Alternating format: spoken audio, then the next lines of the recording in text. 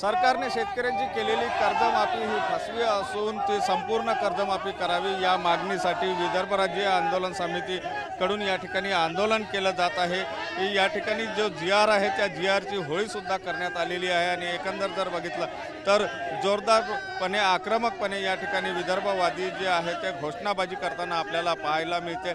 शेतकऱ्यांची संपूर्ण कर्जमाफी करा अशा प्रकारचे बॅनर पोस्टर जे आहे ते हातात घेऊन या ठिकाणी आंदोलन केलं जात असल्याचं चित्र आपल्याला पाहायला मिळते। काय नेमके त्यांच्या मागण्या आहे हे जाणून घेण्याचा प्रयत्न काय मुद्द्यांना घेऊन आंदोलन करतात? जो 2 जून 2026ला शेतकऱ्याचा कर्जमाफीचा GR निघाला तो फसवा GR, त्याच्या शेतकऱ्याची कर्जमाफी होताना दिसत नाही। म्हणून सरसकट शेतकऱ्यांची कर्जमाफी झाली पाहिजे या अटीला घेऊन आणि 7/12 कोरा झाला पाहिजे। आमचा शेतकरी आज संकटात सापडलेला आहे, त्या संकटात सापडलेल्या शेतकऱ्याला आता हात देण्याची गरज आहे, परंतु सरकार फक्त वेळ काढण्याचं काम करत आहे आणि वेळ काढू सरकारचा आज आम्ही इथे निषेध करतो आणि 7/12 करण्याकरता आज आम्ही इथे मागणी करतो। मंत्रालयात आता काही वेळानंतर मीटिंगसुद्धा होणार आहे, तिथे हे आवाज गेली पाहिजे। म्हणून आज इथे शेतकऱ्यांची आवाज म्हणून विदर्भ राज्य आंदोलन समिती शेतकरी संघटनेद्वारे हे आंदोलन केले जातं आणि इथे नागपूर शेतकऱ्यांचा जो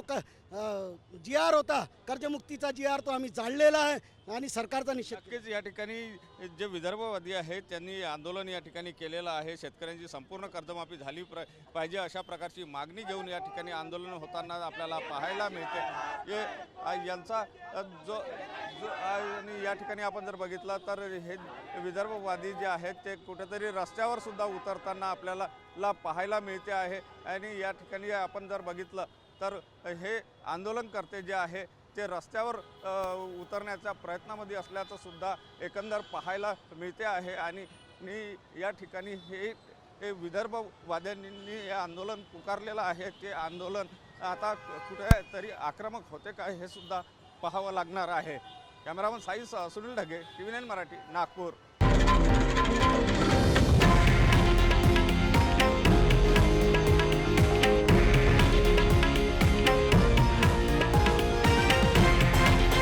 हे आहे देशातील नंबर 1 न्यूज नेटवर्क आणि आपण पाहत आहात TV9 मराठी, एकमेव।